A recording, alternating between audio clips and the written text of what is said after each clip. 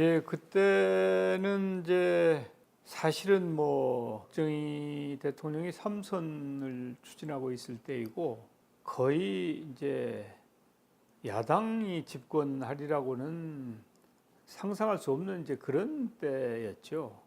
그럼에도 불구하고 김대중 후보가 정말 용감하고 씩씩하게 경쟁을 하셨다고 생각이 들어요. 그리고 또 저희 같은 대학생들은 아주 열렬하게 응원을 했었죠.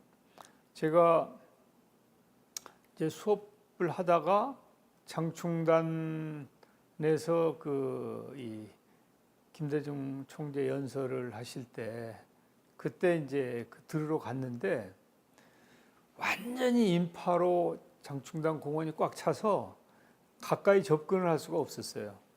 멀리서 이제 마이크 소리가 간간히 들렸다 끊겼다. 뭐 지금처럼 이렇게 성능 좋은 그 마이크가 아니잖아요. 그래서 그때 이제 거기에 참여를 했던 적이 있는데 그 자리에서 듣지는 못했는데 이제 신문을 통해서도 그렇고 또 나중에 안 이야기지만 김대중 후보는 정말 개혁적이고 혁신적이라고 해야 될 거예요. 그리고 경우에 따라서는 저런 말씀을 해도 되느냐 하는 정도의 그런 아주 진보적인 그런 공약을 하셨죠. 이번에 정권 교체를 하지 못하면 이 나라는 박정희 씨의 영구집권의 총통시대가 오는 것입니다.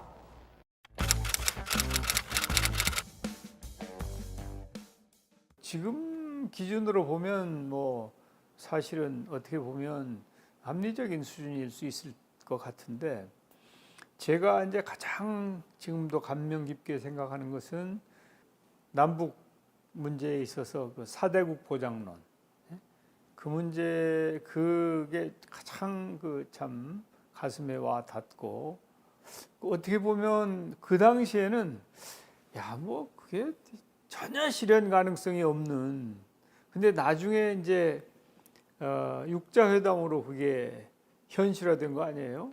그러니까 김대중 총재의 그 당시의 선견지명은 어느 누구도 따라갈 수 없는 이제 그런 것이었죠. 그리고 뭐 향토해비군 폐지 이런 것도 공약을 하셨는데 그건 아주 경우에 따라서는 북한하고 어떻게 하겠다는 거야? 뭐 용공이야? 뭐 이런 시비에 걸릴 수도 있지만 그런 공약도 하셨는데 근데 사실은 표를 얻는 데 있어서는 아주 좋은 공약이죠.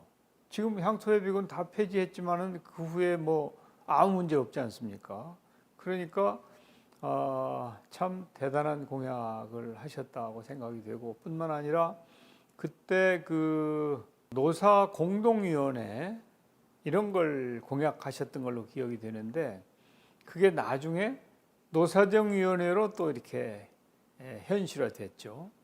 그러니까 김대중 대통령은 그때 제가 대학 1학년생으로서는 그렇게 제대로 평가할 수 있는 상황도 아니었지만은 또 지금 와서 생각하면 정말 대단한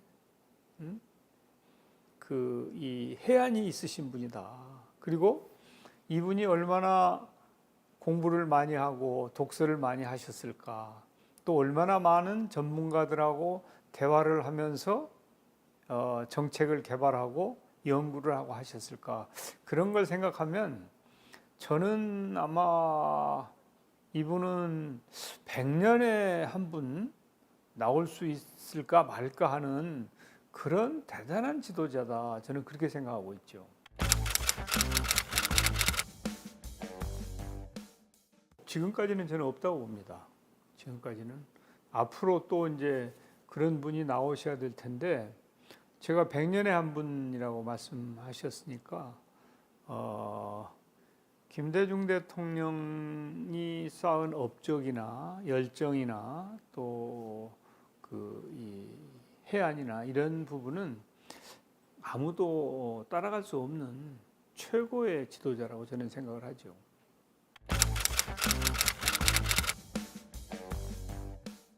어떻게 보면은 그 현실성이 없는 그 총학생회장에 도전을 해가지고 제가 당선이 되었는데, 그때는 참 아주 힘든, 불운한 그런 시기에 학생이었다고 저는 생각을 해요. 그러니까 유신이, 제가 2학년 때 유신이 난 거 아닙니까? 그리고 이제 긴급조치라고 하는 그런 상황이 벌어졌으니까, 그러고 나서 한 1년 동안은 이제 소위 말하는 학생 운동이 완전히 없던 시절이에요. 그게 유신을 통해서 완전 초토화를 시킨 거죠. 학생 운동의 이제 뿌리조차 완전히 없애버린 상황이었는데, 그때 제가 이제 학생회장에 당선이 됐거든요. 그래서 학생회장을 당선되고 취임하고 몇 달 지난 가을에 우리가 이제 시위를 시작을 했어요. 근데 정부에서 깜짝 놀란 거예요. 왜냐하면은 유신이 있고 나서 완전히 이제 그때 말로 일망타진했다고 생각을 하고 발본색원했다고 생각을 했는데, 근데 이게 또 학생들이 다시 일어난단 말이죠. 그러니까 처음에는 정부에서 오히려 당황을 했다고 나는 봐요. 그래가지고 상당히 유화적으로 나왔어요. 그래서 저 같은 경우에 이제 학생회장을 하고 있는데, 성북서에서 이 정복과 형사들이 와가지고 그냥 이렇게 감시하는 거죠. 근데 형식은 뭐 저 하숙집에 와서 뭐 같이 얘기하고 이러다가 또 좀 데모를 할 기색이 보이면 이제 성북서로 데리고 가요. 그래서 거기서 재우고 이제 거기서 먹이고, 그러니까 예방했다고 할까, 이렇게 그런 식으로 막았었죠. 굉장히 유화적으로 한 거예요. 그러다가 이제 제가 임기가 끝나고 나서 그 다음에 다시 이제 학생 운동이 막 격화가 되니까 그때는 다시 이제 또 강력하게 나왔죠. 그래서 그 당시에 고대 총학생회장인데 어떻게 감옥에를 안 갔나, 이제 그런 생각을 할 수 있죠. 저도 이제 행운이라고 봐야 될까, 아니면은 또 어떤 평가를 받을까, 그런 생각도 해본 적이 있습니다만은, 이게 10월 유신 이후에 한 1년 동안은 정부가 유화적으로 한 기에 제가 그때 학생회장을 했기 때문에 감옥에 안 가고 고대 총학생회장을 한 그런 케이스죠.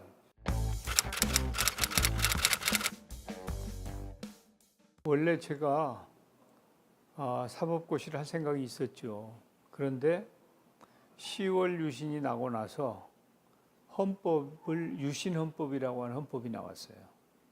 그 이전에 원래 우리 헌법 교과서는 이것은 이제 그야말로 민주헌법이죠. 그런데 유신이 나고 나서 헌법 교과서가 나온 헌법 제목이 유신헌법이에요. 근데 그것은 민주헌법이라고 보기 어렵죠. 그래서 이제 저와 제 친구가, 야, 우리 유신헌법을 공부해가지고 고시를 해서 뭐 하겠냐, 그만두자. 그래서 고시 공부를 하다 그만두고 이제 총학생회장을 해야 되겠다 하고 그때 결심을 하게 된 거예요. 고시를 포기하면서 총학생회장에 도전하는 걸로 갔는데, 그래서 이제 제가 고시를 안 하게 됐죠. 근데 나중에 저한테 유신헌법 공부하지 말고 이거 그만두자고 한 친구는 또 공부를 해가지고 고시 합격해버렸어요. 그 친구는 사법시험 했어요. 근데 이제 저는 이제 그때 그만두고 학생회장을 하고, 그 다음에 동아일보, 제가 고대 총학생회장이니까 동아일보에서 기자로 특채를 하기로 내정을 해줬었어요. 제가 총학생회장 할 때. 근데 그때 아실지 모르겠지만은 동아일보에 광고 탄압 사건이 있었어요. 그래가지고 그게 이제 실행할 수 없게 된 거예요. 광고 탄압 사건 때문에 회사가 존폐 위기에 처하게 되고 한 명도 그러니까 기자 채용을 안 한 것이죠. 그래서 그럼 어떻게 할까 생각을 하다가 제가 종합무역 상사로 가게 된 것이죠. 그래서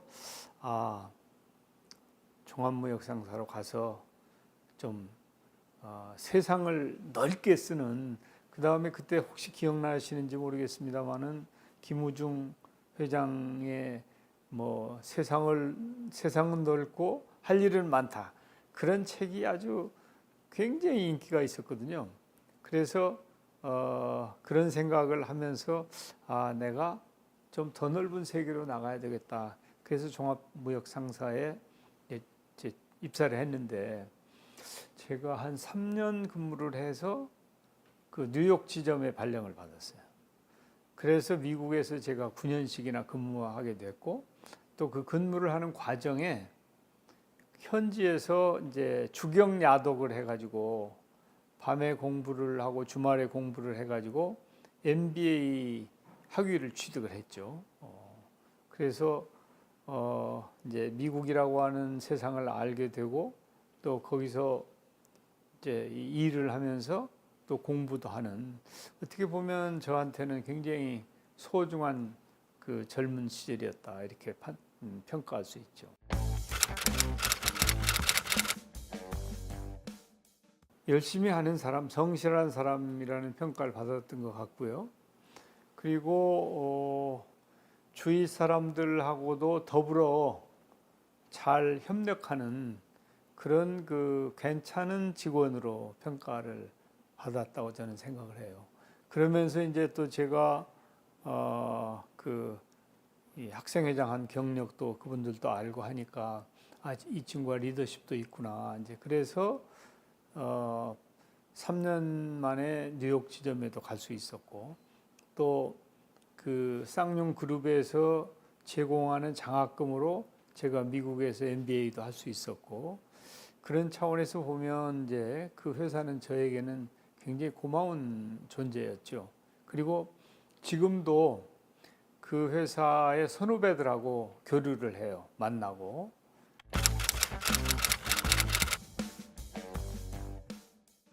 제가 원래 어릴 때부터 정치에 대한 꿈이 있었거든요. 그래서 뭐 초등학교 때부터 학생회장하고 중, 고, 대학 계속 그렇게 활동을 하면서 나름대로 준비를 해온 거예요. 근데 지금은 그렇지 않지만 그 당시에는 재력이 없으면, 돈이 없으면은 정치를 시작하기가 굉장히 어려운 시절이었어요. 그래서 제가 이제 대학을 졸업하고도 뭐 가진 게 없으니까 이제 먹고 살아야 되니까 이제 취직을 했던 거 아니겠습니까? 그 이전에는 이제 법조인이나 언론인으로 활동을 하다가 어느 기간이 되면 입문하겠다는 생각을 했는데, 이제 기업에 들어가서 일을 하는데 뭐 재미도 붙였고, 또 월급 받아가지고 재산이 축적되는 건 아니잖아요. 그러니까 시작을 할 수가 없었던 거죠. 그런데 어릴 때부터 가져왔던 그 꿈, 정치를 향한 저의 그것은 이제 버릴 수가 없었죠. 마침 1992년도에 김영삼 대통령이 취임을 하셨잖아요. 그때 취임하시고 나서 통합선거법이라는 걸 만들었어요. 그러니까 그 통합선거법은 돈을 절대 못 쓰게 하는 선거법이었거든요. 그래서 이게 한번 내가 도전해도 되겠구나, 그런 결심을 하는 계기를 주었고, 사실은 그때에 이제 92년도 총선, 92년 총선에 이제 그 당시 그 민주당 쪽에서 좀 이렇게 한번 보자, 무진장에 한번 해볼 생각은 없냐 그런 얘기가 있었는데 그때는 이제 돈도 없고 준비도 너무 안 돼 있고 그래서 준비가 안 돼서 안 되겠습니다. 이제 사양을 했었는데 96년 때는 이제 통합선거법도 있고 또 국내에 들어와서 이제 한참 이런저런 교류 활동도 하면서 인맥도 쌓고 그래서 이제 결심을 하게 된 것이죠. 우리 전라북도에서는 김원기 의장님, 또 이 권노갑 의원님, 또 이제 이 그 대학 선배들 정치에 있는 이런 분들하고 이렇게 얘기를 하면서 이제 노무현 그 당시 부총재 쪽하고도 이렇게 대화가 돼서 그분들이 격려하고 후원하고 그래가지고 이제 이 정치에 입문할 수 있는 그런 계기가 만들어졌죠. 민주당으로 입당을 했어요. 민주당으로. 그래서 이제 민주당에 입당할 때 이제 바로 이 자리에서 김대중 그 당시에는 이제 김대중 대통령은 정치 활동을 안 하고 계실 때예요. 그때 와서 이제 인사를 드리고 또 이제 이 소개를 받고 그렇게 했죠. 그래서 민주당에 입당을 했는데, 근데 이제 새정치국민회의를 창당하게 된 거 아니에요?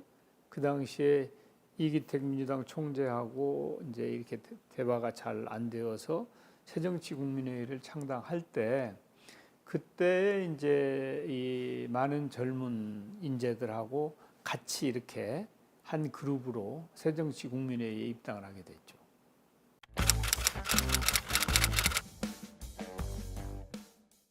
(71년도에) 김대중 후보가 40대였더라고요. 50이 안 되셨어요. 그런데 이제 20살의 청년의 입장에서 보면 이제 어른 아닙니까?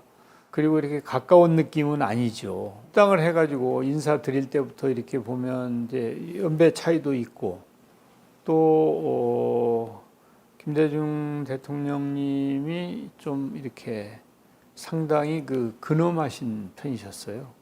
그래서 이제 이렇게 편안하지는 않고 또 원체 큰 지도자 아닙니까? 그러니까 그렇게 쉽게 가깝게 느낄 수는 없었고 아주 특별해 보이는 그리고 무게가 있는 큰 지도자, 큰 어른 이제 그런 느낌이었죠. 제가 40대가 돼서 그 총재님을 배웠을 때도 그때도 그런 느낌이었는데 그래도 이렇게 말씀도 편안하게 해주시고 따뜻하게 해주시던 그런 인간미는 있으셨던 것 같아요. 그렇지만은 그럼에도 불구하고 우리 입장에서는 굉장히 힘든 상대셨죠. 이제 한 번은 무주에 오셨어요. 무주에서 제가 이제 연청 중앙회장인데 연청 행사를 제가 무주 리조트에서 준비를 했어요. 한 몇천 명이 모이는 전국에서 모이는 대선 준비용으로 그런 걸 한 것이죠. 그때 김대중 총재님이 오셔서 저를 이제 옆자리에다가 태우셨거든요. 그러고 이제 자동차를 타고 가면서 한두 시간 이렇게 같이 모시고 가는데 아이고 불편하더라고요. 응? 거기서 이제 뭐 쌍용에 대한 얘기도 하고 또 미국 얘기도 하고 뭐 여러 얘기를 하는데 그 대통령님 모시고 옆자리에 타고 가는 게 뭐 완전 가시방석이더라고요. 예. 근데 사실은 제가 제일 처음 김대중 대통령을 뵌 것은 뉴욕에서였어요. 제가 그 뉴욕 주재원으로 가 있을 때 콜롬비아 대학생들하고 교류가 있었거든요. 그런데 그 콜롬비아 대학생들이 김대중 총재님을 초청을 했어요.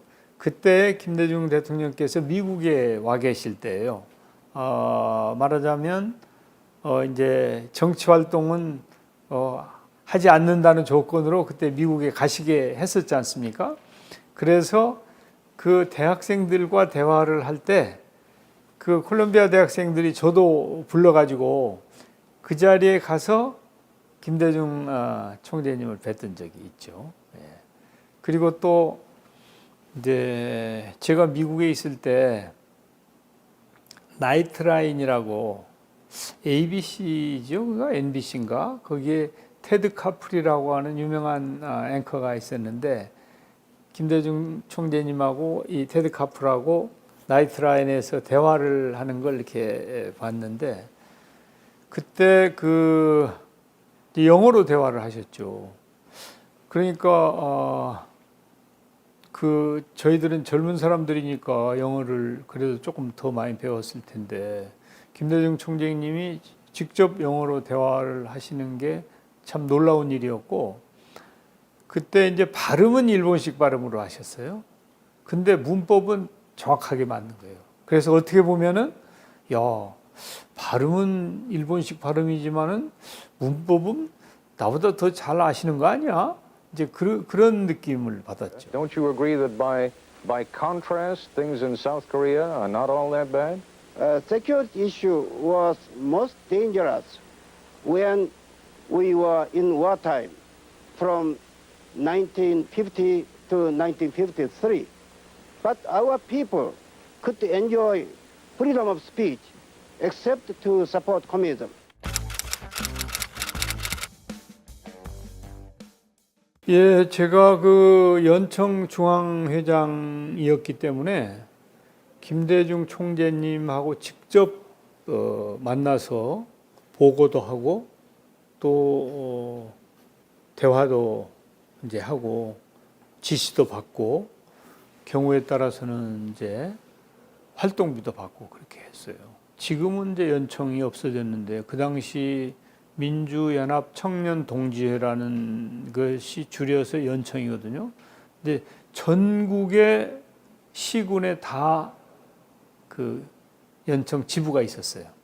조직화가 다 되어 있는 것이죠. 그 연청은 1차 목표가 김대중 대통령을 대통령으로 모시는 게 우리들의 1번 목표였거든요.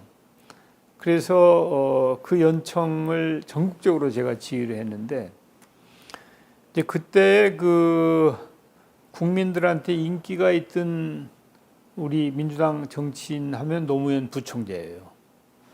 노무현 부총재가 예를 들어서 송파구에 그 연설을 하러 가신다. 그러면 20-30명밖에 안 모여요. 근데 연청 중앙회장인 정세균이가 거기 간다. 그러면 50명이나 70명이 모였어요. 그러니까 연청이라고 하는 모임이 그만큼 조직력이 있었던 거예요. 그 지역의 연청 회원들이 다 오는 거예요. 중앙회장에 가니까.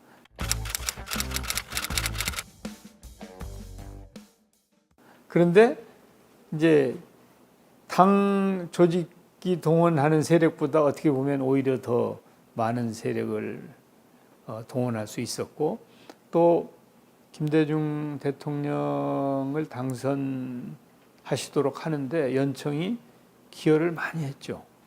그리고 물론 그 후에 연청 출신들이 정치인으로 많이 성장을 해서 국회나 또 지방자치 쪽에 특히 이제 지방자치가 실시되면서 그 의원이나 아니면 그 단체장, 기초자치단체장 이런 쪽으로 굉장히 많이 진출을 했죠. 그래서 김대중 대통령 그 대선 캠페인 때는 한 축을 담당해가지고 확실하게 활동을 했고 그 이전에 1년 전부터 대선 기획단이 있었거든요. 대선 기획단의 단장이 이종찬 현재 광복회장이에요. 저는 그 일원으로 대선 기획단 활동을 1년 전부터 한 거예요. 거기에는 이제 제 기억에 한 15 정도 모였었던 것 같은데 뭐 거의 매주 모이다시피 해가지고 준비를 했는데 그때 거기서 만든 캠페인 구호가 준비된 대통령이에요. 준비된 대통령이 우리 대선 기획단에서 만든 거예요.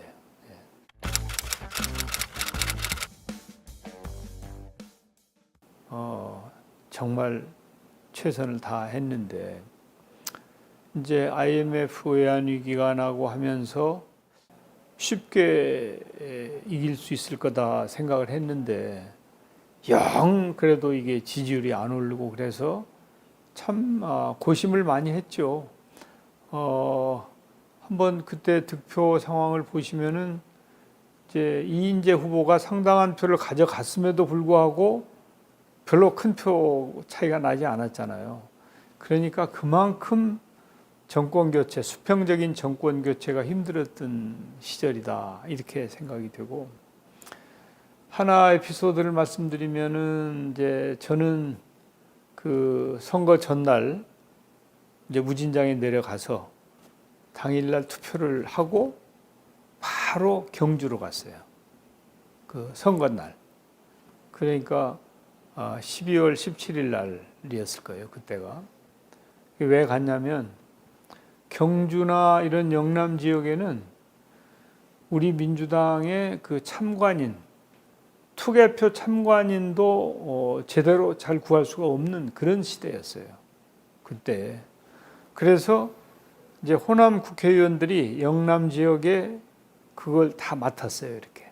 그래서 저는 경주를 맡아가지고 경주에 가가지고 경주의 모든 투표구를 하루 내 돌아다니는 거예요. 그래서 거기 참관인이 있나 없나 확인하고 다니는데 참관이 하나도 없는 데도 있고 있는 데도 있고 이제 그런데 한 6시쯤 이제 그게 끝났는데 날이 이제 어둑어둑해지고 그때 몇 시까지 투표였던지 정확하게 모르겠는데 하여튼 투표 마감 시간이 얼마 안 남았는데 투표장에 사람들이 계속 오는 거예요. 그냥 보니까 저 사람들이 다 김대중 표가 아니야.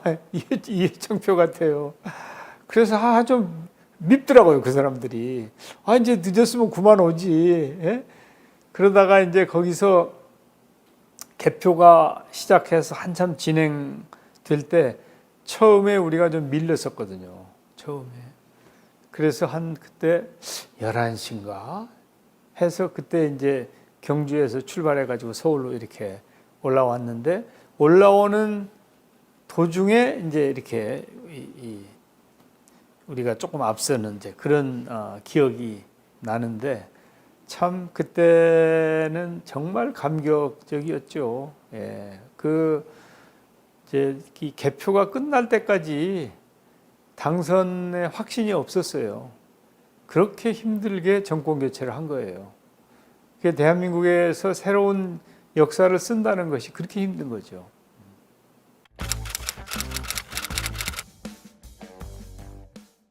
예, 그러니까 우리가 이제 선거의 사후 평가를 할 때 항상 우리 국민들은 참 위대하시다. 그리고 항상 절묘한 선택을 한다. 이제 그런 얘기를 하지 않습니까?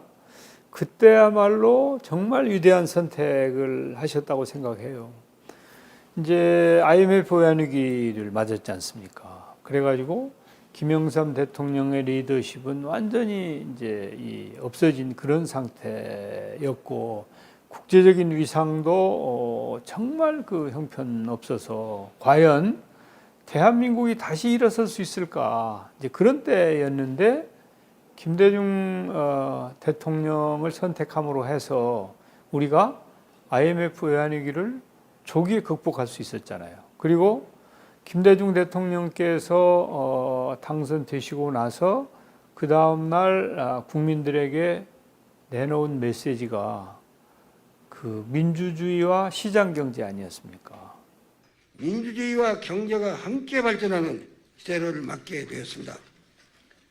우리는 모든 기업을 권력의 사슬로부터 그리고 권력의 비호로부터 완전히 해방시킬 것입니다. 그것은 그 한마디로 국제사회로부터 관심을 받고 국제사회로부터 한국과 함께 해도 되겠구나 하는 그런 편안함을 준 그런 워딩이었지 않습니까? 그런 그 말씀이 그분의 철학과 경륜과 또 그분이 정말 노심초사 공부한 그런 준비한 그런 게 아니면 나올 수가 없는 것이죠. 만약에 우리가 IMF 외환위기를 그렇게 조기에 극복하지 못하고 계속 이제 졸업하지 못하고 그 치하에 있는 상황이었다면 과연 오늘의 대한민국이 가능했겠습니까? 저는 정말 그 국민들의 절묘한 선택으로 대한민국의 새로운 역사를 쓸 수 있는 그런 기회였다. 그리고 김대중 총재님이 아무리 훌륭하셔도 선택을 받지 못하면은 국민을 위해서 국가를 위해서 일할 기회가 없는 거 아닙니까? 그런데 국민들의 선택을 받아서 정말 소중하게 쓰였다 하는 점은 큰 축복이라고 저는 지금도 생각해요.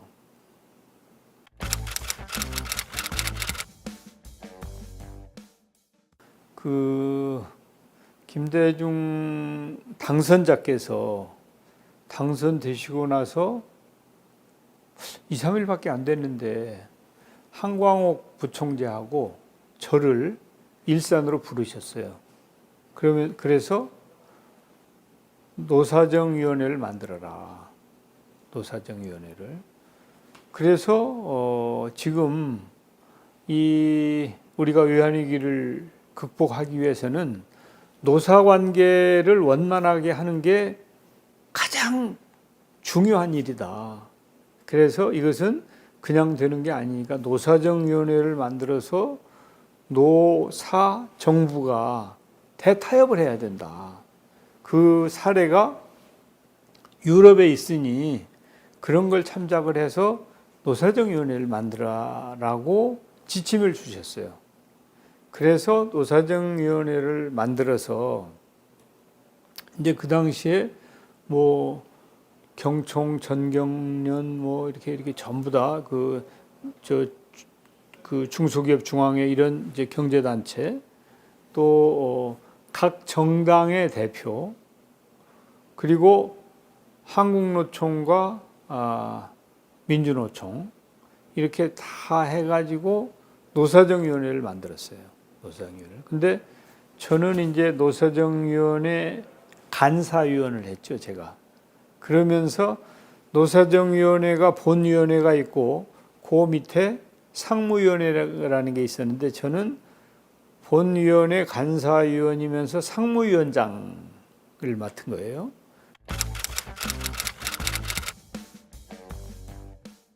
그래서 노사정위원회에 이제 중추적인 역할을 했는데 아마 이제 그때 저는 그 김대중 총재께서 낙점을 하셨을 거라고 생각해요.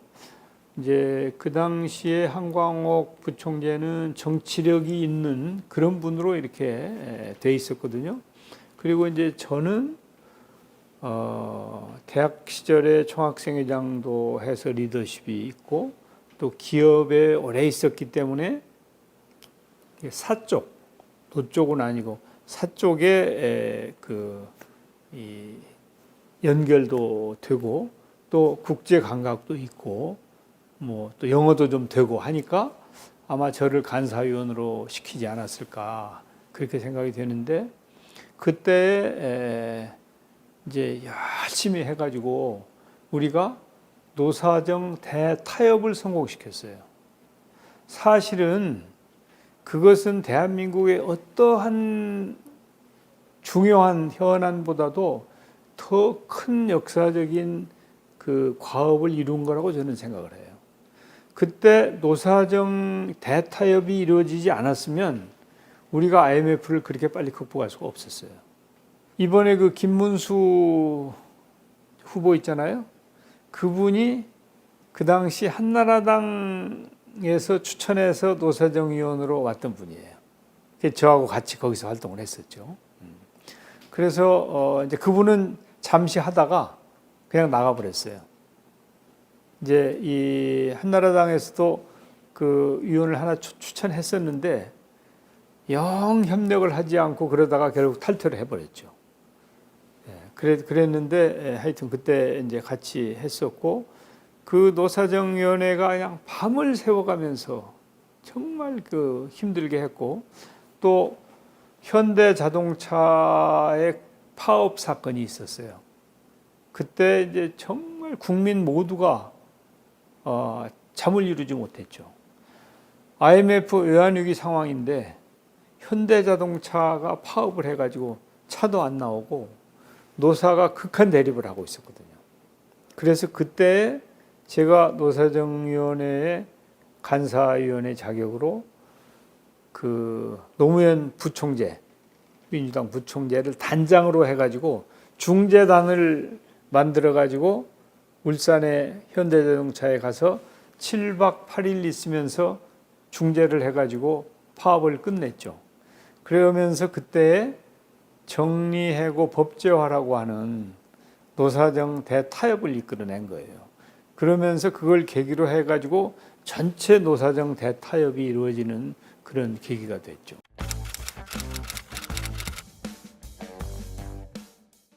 제가 이제 운이 아주 좋은 정치인이에요.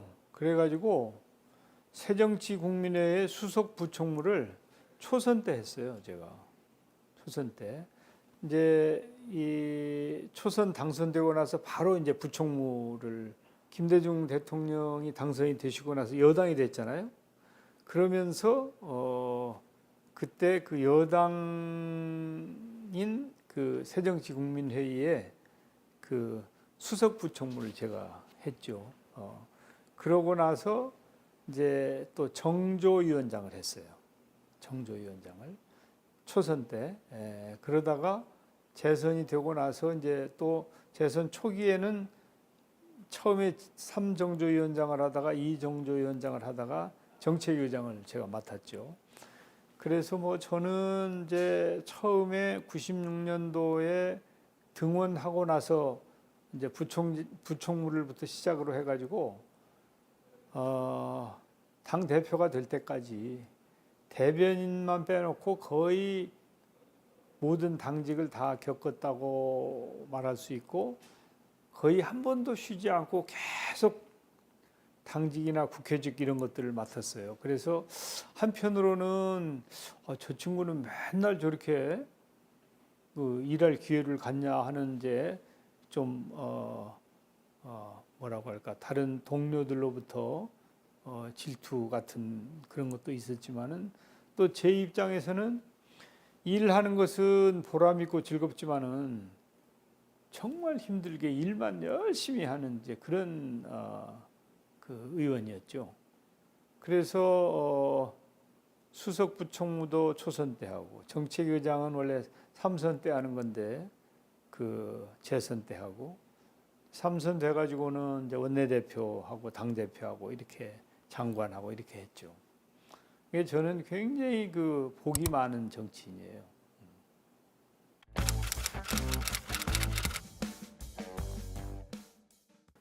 이제 그래도 1년 반 동안 야당은 같이 하긴 했는데 이제 제가 계속 당직이나 국회직을 맡으니까 좀 이제 국회직도 이제 그 예결위원장하고 제가 운영위원장을 했잖아요. 그러니까 동료들이 보기에는 좀 특혜를 받는 거 아니냐 이제 그런 시각이 있을 수도 있죠. 그렇지만은 저는 또 뭐 다른 분들 해외 출장 갈 때 그런 데도 못 가고 또 이제 휴회할 때도 쉬지도 못하고 계속 일만 했죠.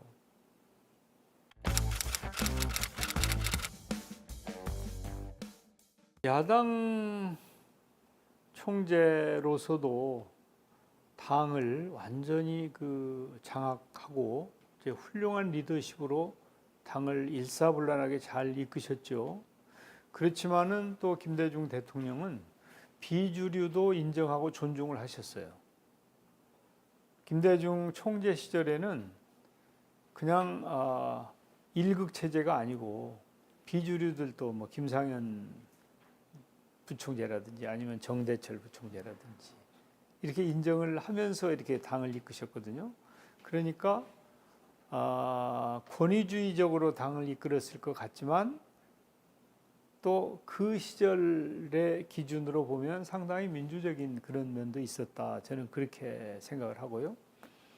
이제 대통령이 되시고 나서는 그 리더십을 유감없이 발휘하셨죠. 바로 이제 제일 먼저 시작한 게 노사정위원회 아닙니까? 그리고 금모으기 운동을 하셨잖아요. 그러면서 국민을 하나로 묶었잖아요.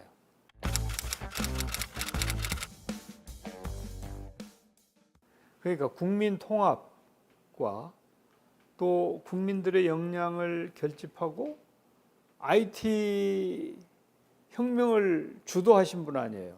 지금 생각해도 아니 김대중 대통령께서 IT를 이해하시는데 시간이 걸릴 텐데 어떻게 그렇게 IT나 벤처나 이런 쪽을 집중적으로 지원하시면서 IMF 위기 극복을 앞당기고 대한민국의 경제를 다시 일으키셨을까? 야, 정말 이건 보통 그 리더십이 아니다. 그런 판단을 하기가 참 어려울 텐데 정말 대단하시다. 저는 지금도 그렇게 생각하거든요.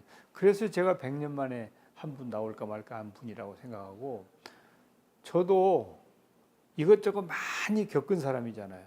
그렇지만 김대중 총재님한테 이렇게 비하면은 어림도 없죠. 정말 대단하신 분인데, 제가 그 정조위원장을 정권 교체가 돼서 김대중 대통령이 되시고 나서 제가 삼정조위원장을 하고 있을 때 국민 기초생활보장법을 만들어라 라고 하는 주문이 있었어요. 그게 이제 어떻게 만드는 거냐면 대통령께서 국민생활기본선 정책기획단이라는 것을 당에 만들어서 그 단장을 제거하고, 그래서 거기에서 전문가들하고 해서 국민기초생활보장법을 만든 거예요. 그게 지금 20 몇 년 됐죠. 그게 우리나라 복지의 효시입니다. 효시. 그러니까 노사 문제, 또 이런 복지 문제, 또 6.15 선언, 또 영화 금고, 문화 개방, 뭐 국정 전반에 걸쳐서 김대중 대통령 같이 그렇게 업적을 남길 수가 없어요. 그것도 뭐 긴 시간에 한 게 아니라 딱 5년 단임하는 기간이 그런 업적을 남긴 거 아닙니까? 어떤 분들이 아니 김대중 대통령만 훌륭하냐? 박정희 대통령하고 잘 재봐야 되는 거 아니냐? 그러면 저는 그렇게 얘기해요. 말도 안 되는 소리 하지 마시라. 박정희 대통령도 훌륭하지만 김대중 대통령의 업적에 비하면 그건 게임이 안 된다. 그리고 김대중 대통령은 딱 5년 만에 이룩한 건데 박정희 대통령이 몇 년 집권을 했냐. 10수년을 해서 한 거하고 같이 비교하면 안 되지. 그러면 거기에 대해서 반론을 제기를 못해요. 그래서 저는 아마 과거 지금까지도 김대중 대통령만한 업적을 남긴 대통령은 없었고 앞으로도 그런 대통령이 나오기는 참 어려울 거다. 그렇게 저는 평가를 하죠.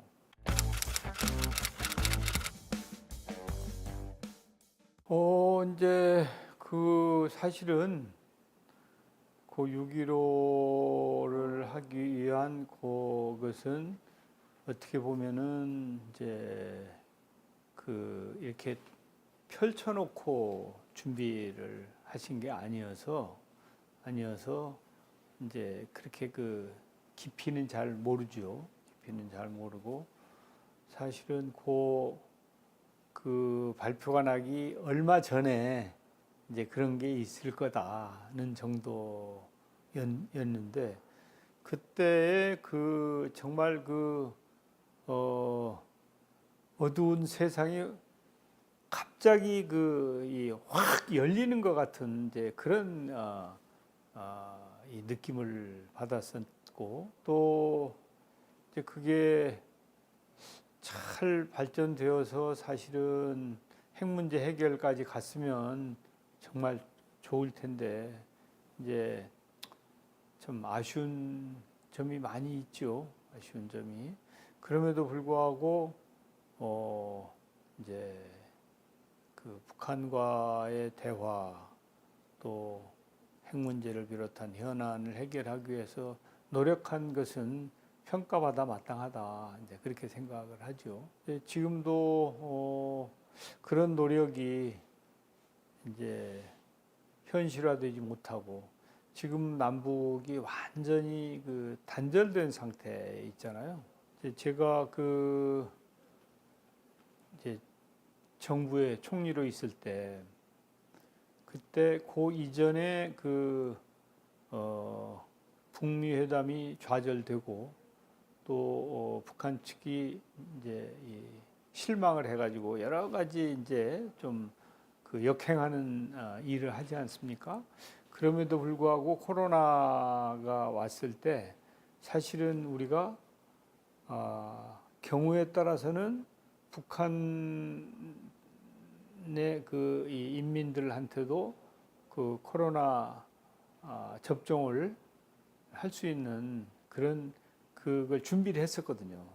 근데 결국은 이제 북한이 응하지 않아 가지고 뭐 우리뿐만 아니라 북한은 뭐 저 WHO나 이런 데에 호의도 다 거절을 한 사람들이니까요.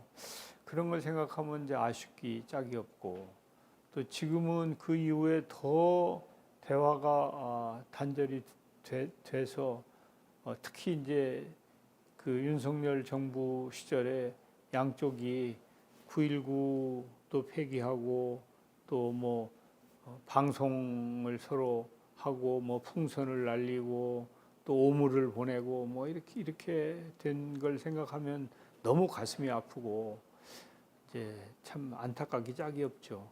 그럼에도 불구하고 우리는 포기하지 않고 대화를 하기 위한 노력, 평화를 만들고 지키기 위한 노력을 지속해야 된다고 저는 생각을 해요.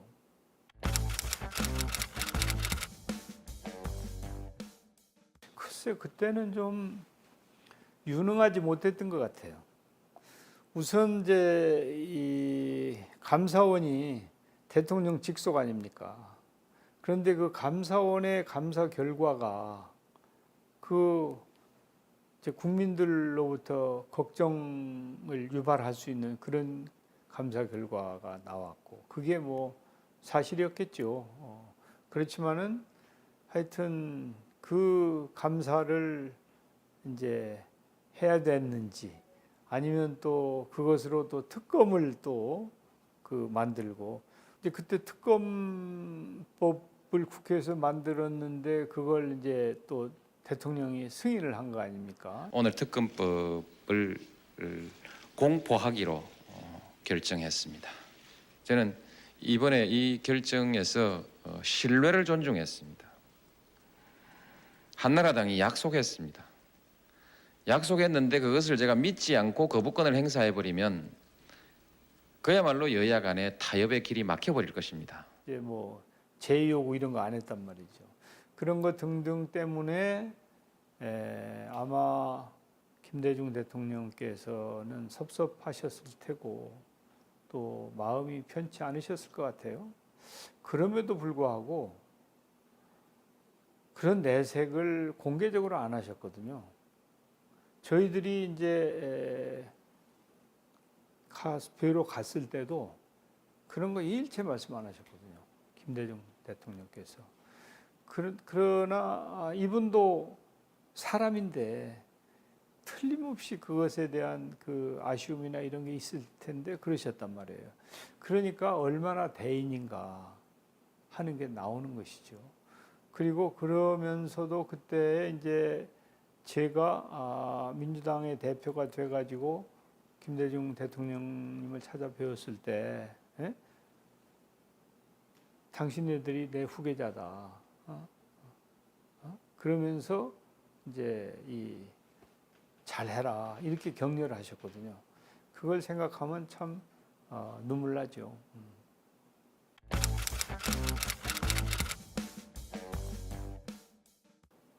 저는 항상 통합주의자였습니다. 그래서 설령 다른 게 있다 하더라도, 그리고 또 아쉬움이 있다 하더라도 통합해서 가야 된다. 특히 이제 이 보수 진영에 비해서 진보 진영이 힘이 약하거든요. 인적, 물적 자원이 약해요. 그리고 지역적으로도 우리가 소수 아닙니까? 그렇기 때문에 우리가 분열해 가지고는 절대 기회가 없다. 우리는 끝까지 통합해야 된다고 하는 것이 저의 그 주장이고 일관되게 그런 정책을 취해 왔어요. 그런데 이제 분열을 하게 됐죠. 그때 제가 민주당의 정책위 의장이었거든요. 그래서 저는 뭐라고 얘기를 했었냐면, 나는 민주당을 탈당하는 마지막 의원이 되고 싶다. 그렇게 얘기를 했었는데, 이제 이 불행하게도 당무회의에서 큰 그 혼란스러운, 불미스러운 일이 있었잖아요. 그래서 할 수 없구나, 갈라서는 수밖에 없구나. 이제 그런 계기가 그때 있어서 이제 저도 할 수 없다. 그냥 신당에 참여해야 되겠다고 그때 이제 결심을 하게 됐죠. 그러면서도 너무 마음이 편치 않았어요. 우리가 하나로 있어도 이제 정권 재창출이 될지 말지 한데, 이렇게 분당해가지고 될까? 이제 그런 걱정이 있었음에도 불구하고 그 불미스러운 이 당무위원회에서의 불미스러운 사건 이후에 그렇게 결심을 하고 이제 새로 열린우리당 창당에 적극적으로 이제 참여를 하게 됐죠.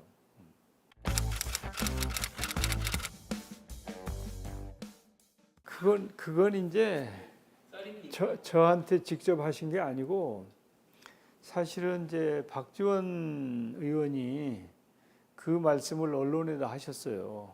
그 김대중 총재님이 박지원 의원에게 이제 정세균을 중심으로 해가지고 이렇게, 그때 뭐 제가 당 대표였으니까, 그래서 그걸 그렇게 이제 얘기를 했는데, 그 언론에서 말하자면 이제 좀 후계자로 지목한 것처럼 이렇게 언론을 썼는데, 저는 뭐 그렇게 생각하지는 않고, 제가 당 대표니까 좀 힘을 실어주고 격려하는 그런 말씀이 아니었겠나, 그러면서 더욱더 무거운 책임감을 느꼈죠.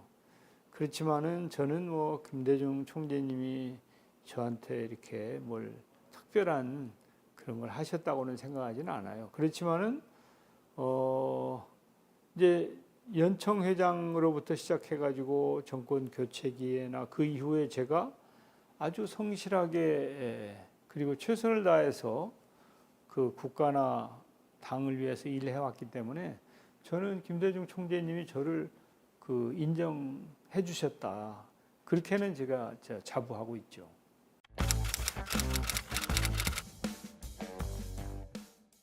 원칙주의자죠. 그러면서도 마음이 따뜻한 분이에요. 그리고 상황을 정리하는 능력이 탁월한 분이에요. 그러니까 이분이 굉장히 유능한 분입니다. 이분도 대학 교육을 안 받으신 분이잖아요. 그렇지만은 이제 그 사법시험도 상당히 우수한 성적으로 합격한 것 같아요. 그런 거 보면은 아주 머리가 좋은 분이죠. 그래서 저는 아주 훌륭한 리더라고 생각을 해요. 그리고 이제 또 자신에 대해서 책임지는 분이잖아요. 책임지는 분. 많은 사람들이 그 다른 사람의 책임은 철저하게 추궁하고 물으면서 자기는 책임을 회피하는 경우가 많잖아요. 이분은 전혀 그런 분 것과는 완전히 다른 분이어서 지도자로 존경받아 마땅하다. 그리고 특히 국민들의 많은 사랑을 받는 대통령 아닙니까?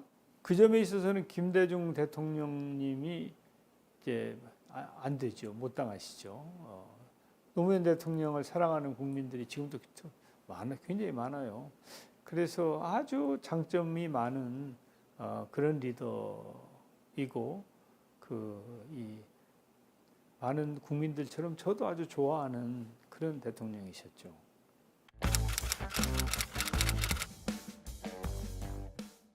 예, 이제 제가 그 에너지 복지라는 말을 제가 쓰기 시작했거든요. 그래서 이제 그 에너지 복지에 대한 저의 그 생각을 말씀드렸을 때 적극적으로 공감을 해주셨어요. 그래서 작은 일일 수도 있지만은 옛날에는 겨울에도 서민들이 물값을 안 내거나 전기값을 안 내면은 단전 단수를 했거든요. 그런데 제가 장관을 하면서 에너지 재단이라는 걸 만들어 가지고 겨울에 또 한여름에는 그 서민들이 그래 저소득층이 전기요금을 안 내도 전기를 끊지 않게 만들었어요. 그런 것을 이제 할 수 있도록 이렇게 후원한 분이죠. 그리고 제가 이제 산업자원부 장관을 하면서 뭐 이제 자원외교도 하고 여러 가지 활동을 했지만은 어떤 걸 했냐면은 그 신재생 에너지, 바이오 디젤이라는 걸 처음 만들었거든요. 그러면 그 정유업계는 반대예요, 그게. 왜냐하면 바이오 디젤을 만들면 이제 이 기름 판매량이 줄 거 아니에요. 시장을 나눠줘야 되니까. 그런데 이제 이런 정유업자들은 다 큰 사람들 아닙니까? 그 사람들에 대해서 눈치 보지 않고 그런 제도를 이제 시작할 수 있도록 그런 것도 서포트를 해주셨고, 하여튼 제가 산자부 장관으로 일하는 기간 동안에 적극적으로 잘 뒷받침해 주셨고, 또 이분은 이제 어떻게 보면은 이제 좀 노동 친화적인 그런 철학을 가지고 있는 분 아니에요? 그렇지만은 산자부 장관이 기업 편 드는 것은 당연하다. 노동부 장관은 노동자 편 드는 거 아니냐. 그래서 서로 대화하고 타협하고 해서 국정이 돌아가는 거 아니냐. 그렇게 이제 이해를 해주셨죠. 그래서 저는 장관으로 재직하는 동안에 보람이 있었어요. 근데 이제 한 가지 아쉬운 건 저는 이제 정치 쪽보다는 사실은 행정 쪽에 더 이제 그걸 더 잘 할 수 있는 사람이라고 저는 생각을 하거든요. 그래서 지금 이렇게 쭉 여러 가지 국회나 일을 했지만 산자부 장관 혹은 총리 이런 쪽에서 일할 때 저는 제가 더 능력을 발휘할 수 있었다고 생각을 해요.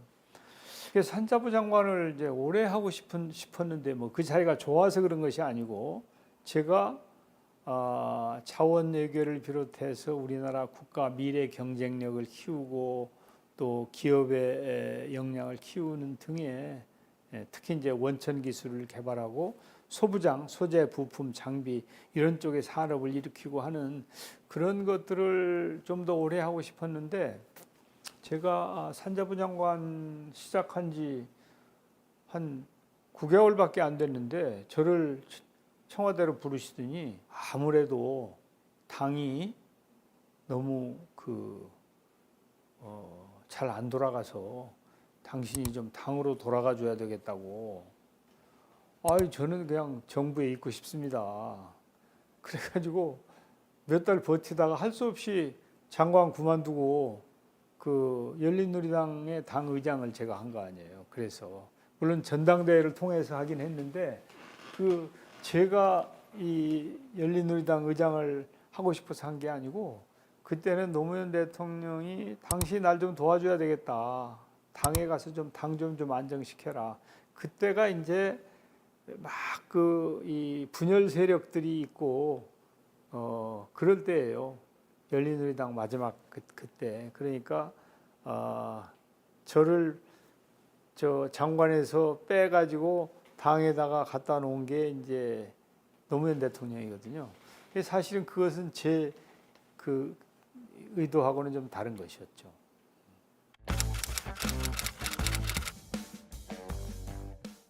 노무현 대통령 때는 처음부터 저 총재 이런 건 전혀 안 했어요. 그리고 그냥 수석 당원으로 이제 있었죠. 당정 관계가 그렇게 원활하지는 않았어요. 그리고 처음에는 이제 탄핵 이전에는 뭐 소수라서 너무 힘들었고, 그 다음에 노무현 대통령 탄핵 이후에 그 총선에서 우리가 152석을 얻었잖아요. 그때부터는 그래도 좀 나았는데, 근데 152명 중에 나중에 9명인가가 그 자격을 박탈당했어요. 선거법 때문에. 그러니까 과반이 안 되는 의석으로 대통령이 일하는 게 상당히 힘들었죠. 그러면서 이제 당에도 또 좀 이런저런 얘기도 있었고, 제가 사실은 원내대표가 된 게 노무현 대통령 2년 차인가 3년 차인가 그때인데, 그때 제가 원내대표가 됐을 때는 이제 그 17대 2년 차에 원내대표를 했는데, 그때 우리 의석이 147석 정도 됐어요. 그럼에도 불구하고 이제 민주노동당이나 무소속하고 잘 제가 이렇게 조율을 해가지고 이제 정부조직법이라든지 그 이전에 영 해결하지 못하던 정부조직법, 또 과거사법, 사립학교법, 입법이나 또 이제 윤광웅 국방부 장관에 대한 해임 건의안 이런 것도 부결시키는 거, 이 노무현 대통령이 이 희망하시는 것, 관심사항을 다 제가 잘 해드렸어요. 원내대표를 하면서. 그래서 아마 노무현 대통령이 이 정세균이가 저게 그냥 보기와는 달리 일 좀 하네, 이렇게 판단하셨던 것 같아요. 그래서 이제 저를 그 정부로 데리고 간 것이죠. 근데 제가 이제 원내대표이면서 비대위원장을 하고 있을 때거든요.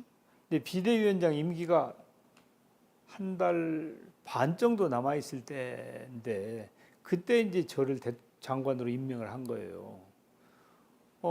그런데 하여튼 임기가 다 거의 끝났지만은 아직은 당 대표 비대위원장 신분 아니었습니까? 그것 때문에 좀 한마디 들었죠, 제가. 무슨 당 대표가 장관으로 오라고 한다고 가느냐 한마디 듣고 하긴 했는데, 하여튼 그때 그런 우여곡절 끝에 제가 장관으로 가게 됐는데, 그게 겨우 1년도 못 채우고 이제 차출돼 가지고 노무현 대통령이 차출해 가지고 제가 다시 당으로 돌아오게 됐죠. 그래도 제가 돌아와서 노무현 대통령은 이제 열린우리당과 구민주당이 통합하는 것에 대해서 부정적이었어요. 근데 제가 끊임없이 말씀드려 가지고 다시 통합을 해야 됩니다. 그렇지 않으면 이건 대선 정권 재창출은 시도도 못 해보고 그냥 끝나는 겁니다. 노무현 대통령이 동의를 하셨어요. 그래서 열린우리당하고 옛날 민주당하고 다시 통합을 한 거예요. 그게 대통합민주신당이 된 거고, 그때 이제 우리 정동영 후보가 대선 후보가 된 거예요. 저는 백의종군을 하고. 그래서 그때는 정말 힘들고 어려웠는데, 지금도 생각하면 그래도 내가 그 개인의 저 자신의 정치적인 이해관계보다는 당이나 국가를 먼저 생각하는 것을 실천했다 하는 그런 자부심이 있죠. 저는 완전히 백의종군했거든요. 그때 당을 그쪽에다 내주고.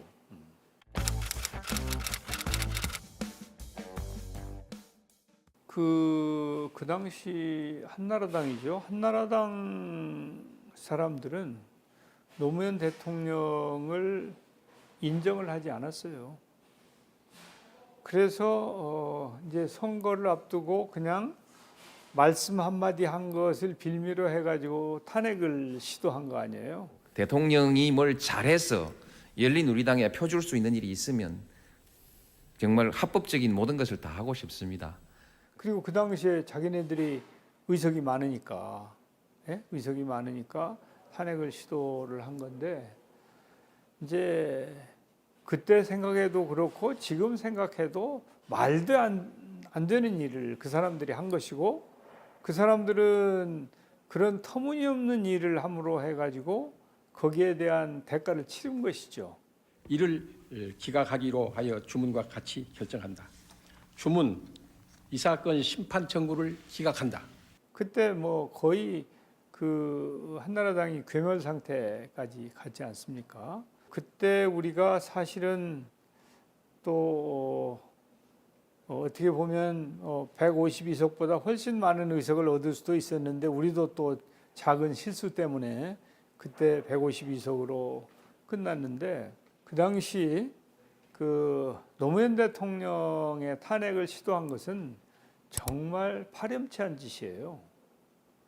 그것은 그 탄핵이라고 하는 것은 헌법과 법률에 위반하는 일이 명백한 일이 있어야 되는 건데 말도 안 되는 것이고 특히 또 이제 그 헌재가 그 당시에 헌재의 위원 구성으로 보면 재판관 구성으로 보면 노무현 대통령의 탄핵이 인용될 만한 구성이었어요. 그럼에도 불구하고 그냥 각하시켜버린 거 아니에요. 그러니까 그 당시 이 한나라당이 얼마나 엉뚱한 터무니없는 그런 일을 추진했던가 하는 것이 그게 방증이 되는 것이죠. 그대로 그 드러나는 거예요. 그래서 이제 그 다음에 박근혜 대통령 탄핵을 제가 국회의장을 하면서 추진했잖아요. 그때 굉장히 고심을 많이 했습니다. 그 노무현 대통령 탄핵을 저 사람들이 무리하게 추진하다가 당이 거의 괴멸 직전까지 갔는데 만약에 우리가 탄핵을 시도했는데 이게 좌절이 되면 역풍이 불 수도 있지 않냐. 그래서 굉장히 조심스럽게 했어요. 그래서 돌다리도 두드리는 심정으로 200명을 채우고 나서 확실하게 채우고 나서 그리고 나서 탄핵을 추진한 거예요. 그래서 그 전에는 사실은 탄핵이라고 하는 것은 이건 극약 처방이다. 좋은 게 아니다. 그리고 또 혹시 또 역풍이 불면 어떻게 하나 그런 것 때문에 박근혜 대통령이 조기 하야를 하고 대선을 좀 빨리 치르면 그게 오히려 더 국가적으로는 좋지 않냐. 그래가지고 박근혜 대통령이 예산안 시정연설을 하러 국회 왔을 때 제가 그런 제안을 했어요. 원래 대통령이 시정연설 하러 오면 국회의장하고 팀미팅을 하고 나서 연설을 하는 거거든요. 그 자리에서 박근혜 대통령한테 제가 넌지시 그런 것을 제안을 했죠.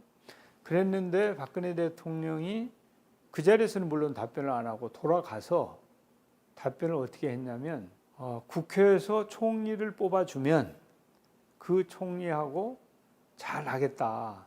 그 얘기는 사실은 이제 하야는 거부한 것이죠.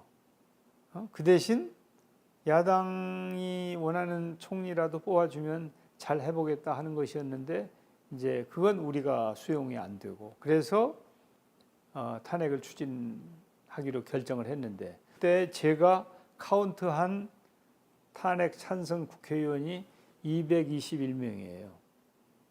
그런데 탄핵 그 표결을 해봤더니 234명이 찬성을 했어요.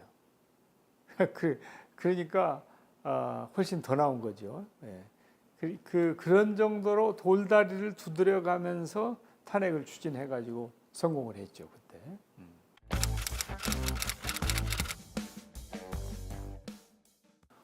이번에 하여튼 계엄 사태에 국회가 잘 대처를 했죠. 그건 저는 그 박수를 받아 마땅하다 이렇게 생각을 해요. 그 이후에 탄핵을 추진하는데 야 너무 성급한 거 아니야? 이건 무조건 탄핵 사유거든요. 윤석열 대통령이 뭐 헌법과 법률을 위반했잖아요. 이게 무조건 탄핵 사유인데 그런데 국회에서 가결이 안 되면 탄핵은 안 되는 거예요. 사유가 되더라도 사유가 안 되는 노무현 대통령의 경우에 국회가 가결을 하니까 헌재로 가잖아요. 그런데 탄핵 사유가 되는 윤석열 대통령 케이스를 국회가 부결시키면 헌재로 안 가고 그걸로 끝나는 거예요.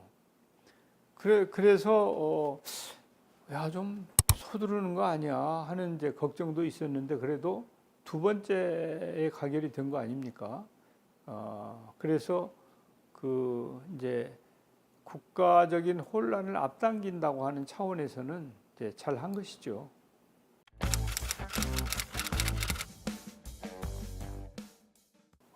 제가 토요일 날 아침에 문재인 대통령으로부터 전화를 받았어요. 그 당시에는 물론 대통령이 아니고 이제 야인이었죠.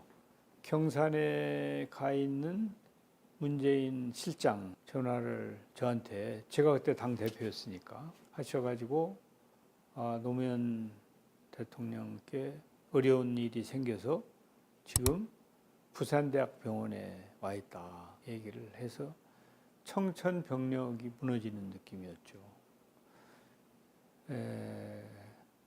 그때 이제 제가 당대표가 되기 위해서 전당대회를 할 때도 또 당대표가 되고 나서도 노무현 대통령 봉하마을을 방문해서 대통령과 말씀을 나눴는데 제가 당대표가 돼서 갔을 때도 노무현 대통령이 좀 왠지 좀 쓸쓸해 하시는 것 같다. 이제 그런 느낌을 받고 마음이 편치를 않았었거든요. 그러고 나서 얼마 지나지 않아서 이제 그런 일이 생겨서 정말 가슴 아프고 안타까웠죠. 그러면서 이제 그 당시 검찰이 그리고 정권이 정말 몹쓸 짓을 했다. 사실은 이명박 대통령은 여러 가지 문제를 가지고 있던 분 아닙니까? 정치 보복을 쭉 해오던 그걸 사슬을 끊어버려야 될 사람이거든요. 그리고 그것을 어떻게 보면 김대중 대통령은 탕평 인사를 하고 하면서 최소화하는 노력을 하신 분이잖아요. 보여줬잖아요. 이 이명박 대통령 같이 자기가 여러 가지 문제가 있음에도 불구하고 국민으로 신임을 받았으면 그랬으면 조금 가슴을 열고 정치 보복의 그 악순환의 고리를 끊어버렸어야 되는데 그걸 못한 것이 너무나 잘못된 것이고 또 검찰은 그냥 정권의 하수인 노릇을 해서 노무현 대통령을 죽음으로 내몰았다. 지금도 저는 그 생각을 하면은 아주 분노하지 않을 수가 없어요. 그때는 정말 청천벽력이었죠. 이제 노무현 대통령이 퇴임하시고 나서 봉화로 내려가신 거 아닙니까? 그래가지고 서민들이 너무 좋아했어요. 이렇게 격이 없이 대해주시고 그게 사실은 또 민주주의 산 교육이거든요. 어떻게 보면 이제 반대 진영에서는 그런 게 두려웠는지 했는지도 모르죠. 예. 그래서 그렇게 이제 망신 주고 뭐 애매기고 이제 그런 짓을 했을지도 모르겠는데 하여튼 정말 참 불행한 역사를 만든 사람들이고 그래서 이제 검찰이 다시는 그런 걸 반복하지 않아야 되는데 그런 것들이 계속 반복되고 있는 거죠.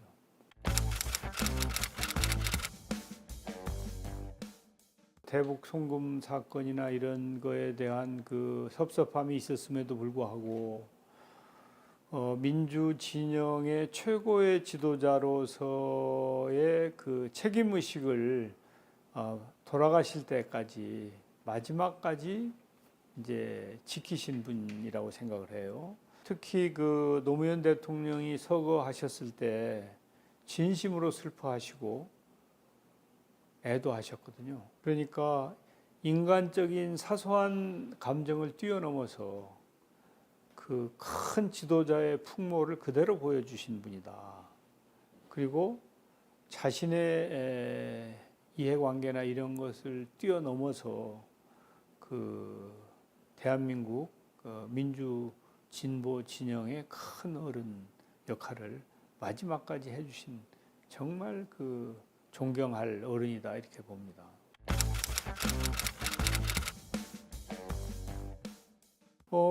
이제 제가 그 노무현 대통령 이 서거하셨을 때 민주당 대표였기 때문에 제가 상주 노릇을 하고 있었거든요.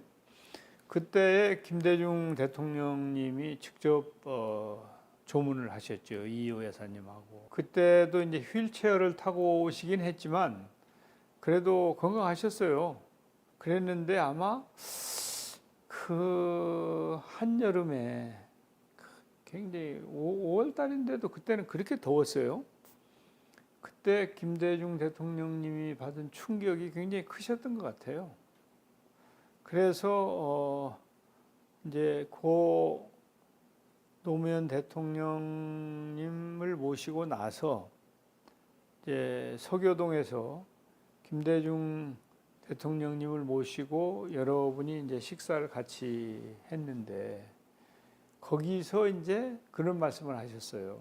담벼락이라도 대고 옳은 얘기를 해라.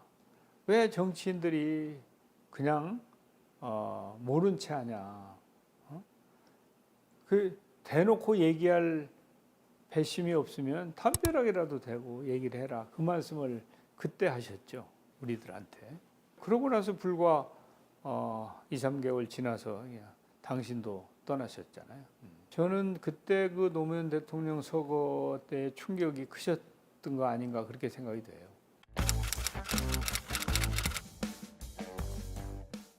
문재인 대통령은 굉장히 그 정도를 걷는 분이에요. 정도. 이제 다른 표현을 빌리면 좀 고지식한 측면이 있죠. 결코 법을 어기거나 과도하게 정치력을 발휘하거나 이제 그러지 않는 분이죠. 그게 장점이기도 하고 또 정치인으로서는 또 약점일 수도 있죠. 그래서 저는 이제 그때 주어진 그 소임을 다했다. 특히 지금 다 지나고 나니까 아무렇지도 않게 생각하지만 코로나19를 가장 잘 극복한 지구상의 나라가 코리아 아닙니까? 그리고 그 이후에 K-팝을 비롯해서 K만 붙으면 지금 다 세계가 알아주는 거 아니에요. 그래서 그렇게 과소평가할 일은 아니다. 특히 이제 그때 그 동계올림픽을 제대로 한 해 만에 하고 남북 문제가 심각했었는데 그 위기도 잘 극복을 해서 원래 대통령의 중요한 책무 중에 하나가 위기관리입니다. 코로나 위기관리나 남북 문제 위기관리나 경제적인 위기관리나 이런 위기관리 측면에서 제 몫을 충분히 한 분이다. 그리고 이분은 법을 하나도 어기지 않은 대통령이라고 생각해요. 그러기 참 어렵거든요. 그래서 저는 문재인 대통령도 제대로 평가받았으면 좋겠다고 생각하죠.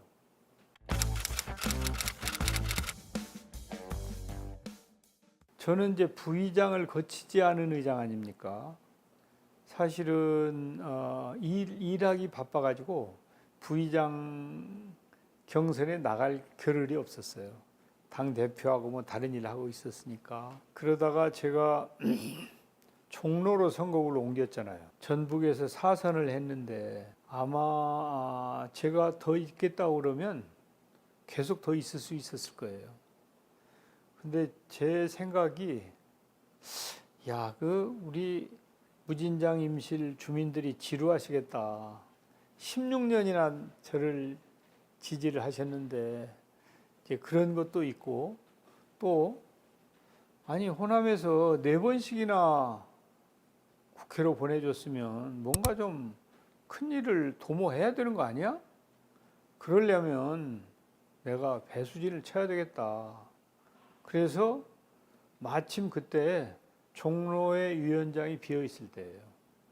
그래서 내가 종로로 가면 당선될지 말지 모르겠다마는 하여튼 도전해야 되겠다. 제 앞에 6번의 총선거에서 우리가 한 번도 못 이겼어요. 종로에서는. 그러니까 7번 만에 제가 처음 된 거예요. 종로에서. 그러니까 자신감이 있었던 건 아니죠. 그렇지만은 내가 한번 도전해보고 만약에 종로에서 당선이 되면 큰 정치를 한번 해보고 낙선이 되면 이제 그만해야 되겠다. 그렇게 생각하고 제가 제 발로 서울로 걸어온 거죠. 그래서 제가 종로에서 당선이 됐는데 이제 대선 후보를 하고자 했지만은 이제 안 됐죠. 김대중 대통령 이후에 정동영 후보가 실패를 했고 또 다시 그래도 호남에서도 좀 한번 해봤으면 하는 그런 생각도 있었고 또 제가 훈련을 많이 받은 사람이잖아요. 대통령 빼놓고는 다 해봤으니까. 거기다가 김대중, 노무현, 문재인 우리 민주정부 3기에 계속 제가 일을 다 했으니까요. 그래서 그만큼 경험을 쌓게 하는 것도 어려운 일이에요. 그래서 내가 호남의 대표 선수로 한번 좀 해봤으면 좋겠다고 하고 이제 노력을 했는데 제가 부족해가지고 이제 선택을 받지 못해서 아쉽죠.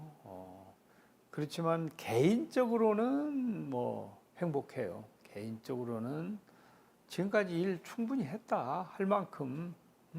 그런데 뭐 꼭 무슨 대통령을 안 한다고 해서 그게 뭐 불행한 거냐 이제 그렇게 이제 스스로 그 만족을 하는 입장이지만은 그래도 이게 내가 참 준비를 참 많이 했는데 이걸 못 써먹어 아쉽네 이제 그런 마음은 어쩔 수 없지요. 어쩔 수 없고 하여튼 앞으로 우리 호남에서 인재들을 좀 키워야 되는데 요새는 이제 어떻게 보면은 참 불모지 비슷하게 돼버린 것 같아서 너무 안타깝고 또 그런 인재 양성을 제대로 못한 책임이 우리한테도 있는 거 아니에요. 저한테도 있는 거고 그런 점 때문에 마음이 편치가 않죠. 그래서 하여튼 호남에서 다시 그 제목을 좀 찾아서 잘 키워줬으면 하는 바람을 가지고 있죠.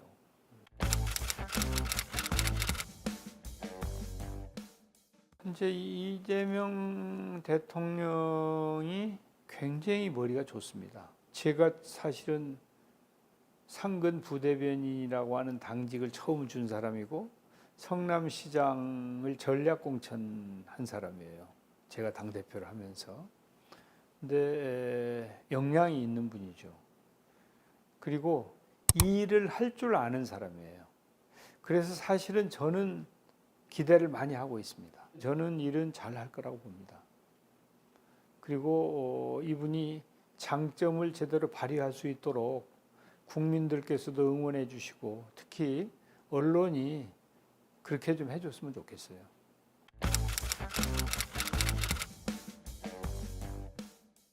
사람이 만나면 헤어지고 또 상황이 변하면 거기에 적응해야 되는 거니까 정치권은 더더욱 그렇죠. 그래서 저는 이제 어떤 정치적인 선택을 하더라도 인간적인 그 이제 정서나 이런 건 변함이 없고 각자가 자신의 발전 또 기회를 만들기 위해서 노력하는 것은 나쁜 게 아니다. 오히려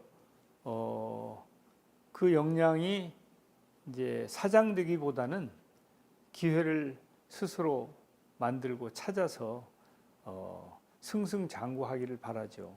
또 보면 저하고 함께하던 동지들이 많이 성장해서 중책을 맡고 하는 경우를 보면은 저는 기분이 아주 좋고 박수를 많이 보내죠. 그래도 저와 가깝게 협력했던 분들이 굉장히 유능한 분들입니다. 그리고 비교적 바른 분들이에요. 이제 우리 안규백이 뭐 이제 지명받고 그래서 아주 좋고, 서영교는 이제 다음에 또 기회가 있을 것이고, 저는 우리 그 강 시장이 앞으로도 계속 일할 기회가 주어지기를 바라죠. 아주 그 강골이거든요. 그 친구는 그 잘못된 일은 못하는 사람이에요. 좀 이렇게 이 시민들이나 이런 분들하고 좀 친근하게 지내지 못하는 약점은 있을지 모르지만 정말 열심히 일하고 바르게 하는 것은 틀림없을 것이다, 그렇게 생각하죠.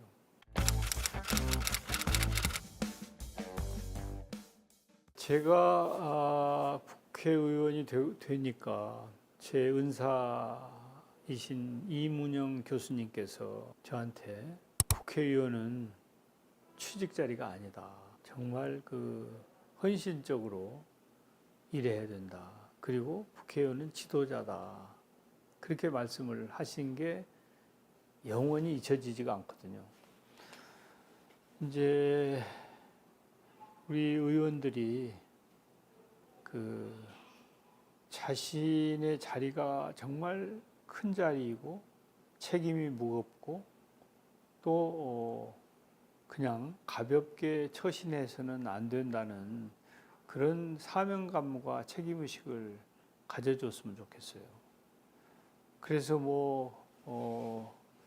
당장의 이해관계나 또 인간적인 거 이런 것 때문에